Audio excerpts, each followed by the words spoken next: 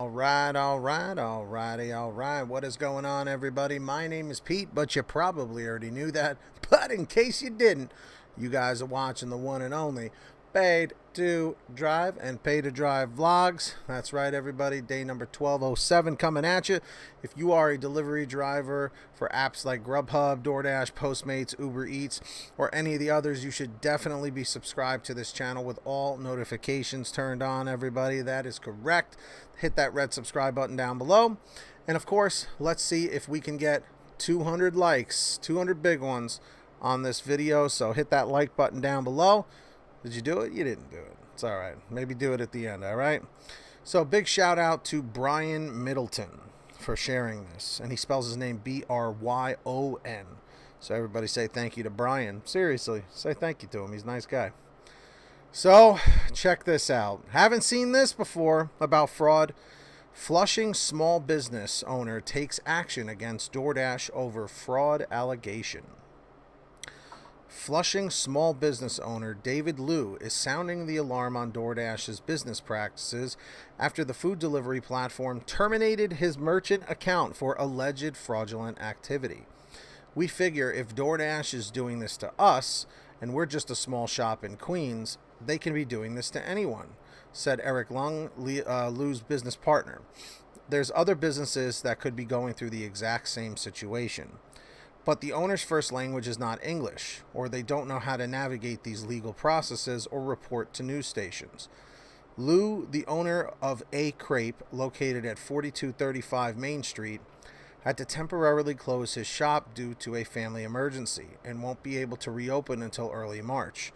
On top of dealing with family concerns, Liu was in shock on January 19th when he checked his bank account and noticed that DoorDash, the food delivery service that has exploded in popularity during the pandemic, had withdrawn a total of $46,700 earned from sales and proceeds.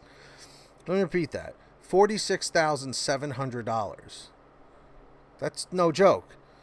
Lung, speaking on behalf of Liu, said DoorDash closed their account abruptly without any notice last month. A few days later, DoorDash terminated the account without any explanation after making the withdrawal.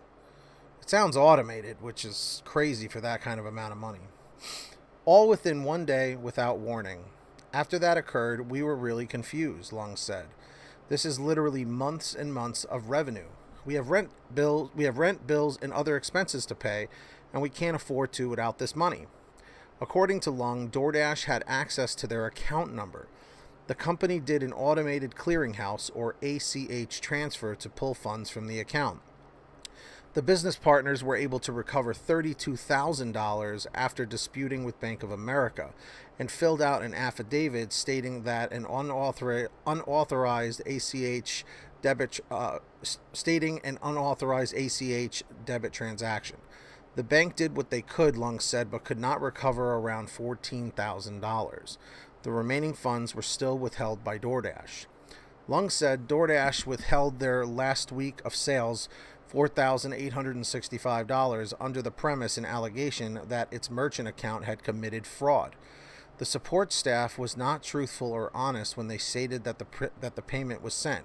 We have bank statements that show our sales revenue never arrived, Lung said. When they had contacted DoorDash numerous times through phone calls and emails for an explanation as to why their account was canceled without notice, Lung said a representative had cited fraudulent activity, but didn't provide any further information. In an email sent to A Crepe on January 19th, a DoorDash representative said the only specifics we can provide is that the terms of service have been violated, and through fraud, when that happens, they will not reactivate the store. I apologize for the inconvenience. Confused by DoorDash's allegation of fraud, Lung said they had asked for evidence and the specifics on what terms of service were violated, but never received an actual response. It's quite confusing when someone accuses you of something and you ask them and own up to it and be accountable, and they won't tell you, Lung said. I'm horrified that we live in a time where these big tech companies can brazenly cancel you and withhold your money without an explanation and not answer you. If we did something wrong, then we're willing to fix it, but we don't even get the chance to. A DoorDash representative confirmed to QNS that Lou and Lung's account was flagged for potential fraudulent behavior by an automated and manual detection system that identifies any fraudulent behavior to protect members of the community. DoorDash always works to ensure we offer the highest quality of service, especially at a time when every order counts. Upon investigation, we've identified fraudulent activity associated with this account. We will work with the merchant directly on a solution, and we remain committed to supporting and protecting our community, a DoorDash representative told QNS. Last week, after Lou and Lung appeared on NY1 News explaining their situation, DoorDash had returned about $4,000 from sales and proceeds to the business partners, Lung said. They were able to recover around $18,000 or so, but there's still a slight discrepancy between what they calculated and what DoorDash returned, which is still in dispute, according to Lung. Lung said he is bothered by the fact that DoorDash is alleging the $46,700 plus $4,865 were withheld due to terms of service violations, which the company didn't provide any evidence of. This was a central point in our story and defense, not just for the massive sum of money, as we emphasized. If there was actually wrongdoing, then we will own up and resolve it. But the fact that DoorDash has refused and failed to provide any evidence or further details has us suspecting if the allegations were even real or just made up, Lung said. As their fight with DoorDash became a nightmare, Lung said they wish for no one to experience what they've been through with the company. They're currently using other food delivery platforms such as GrubHub and UberEATS. After the situation is resolved, they're planning to sever all ties with DoorDash. I'm just grateful that we were able to pretty much recover all of our funds, which was ours, Lung said. There was a lot of grief and emotional distress, and we are meeting with a lawyer to see if there is a legal route we can pursue.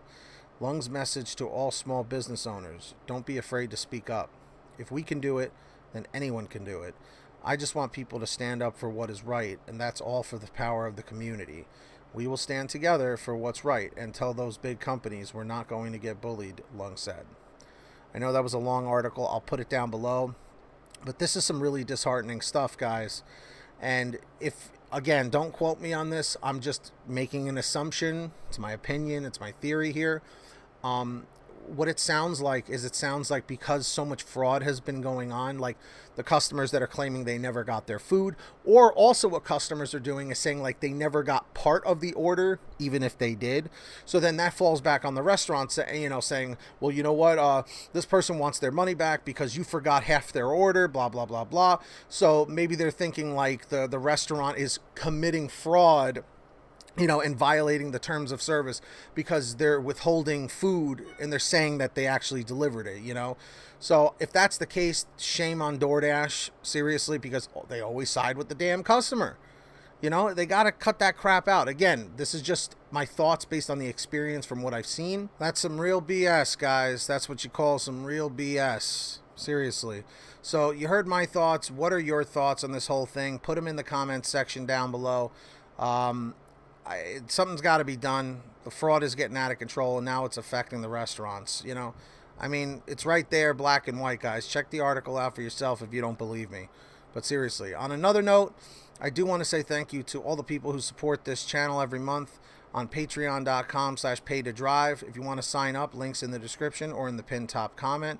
We've got BBA Master Yoda Nottingham, Brian Pomeroy, Heidi Barnes, Kurt Paul, Tulsa Todd, William Boudreau, Alan G. Van Horn, Drew Hanor, Frank Haviland, Jason Casta, Justin Case, Katie Coppin, Sarah Keston, Scott Freisner, Sherry Cassidy, Stephen Neely, Fernando Carranza, Lulu Laura, Jenny Thomas, John Bonacci, Kimberly Thomas, Matt Epperson, Nick G, Terrence Pacheco, Terry DeLong, and Valerie Brown. Thank you so much for your patronage. Really appreciate it.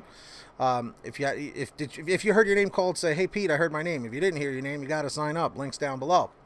And also sign up on the Get Upside Gas app. Pump your gas, print out your receipt, take a picture of your receipt with the Get Upside Gas app, and within 48 hours or so, you'll get anywhere from 15 cents to 45 cents a gallon back, which is pretty fantastic. And if a friend or family member signs up using your code, you'll get money every time they pump gas. All right, Get Upside, links in the description. Make sure to download it. And of course, check out Pay to Drive Store for t-shirts, hoodies, and all that good stuff. Everything's on sale. PaidToDriveStore.com. Links down below. And of course, everybody. Of course is of course. All right. What else? Yeah, that's basically it. If you made it to the end, comment end242, end242. Hit that like if you haven't yet. Subscribe with all notifications on. Until next time, get that money, get that honey. Keep hustling, keep bustling. And we'll see you guys right here next time on Pay to Drive and Pay to Drive Vlogs. Peace out, everybody. We'll see you next time. Later.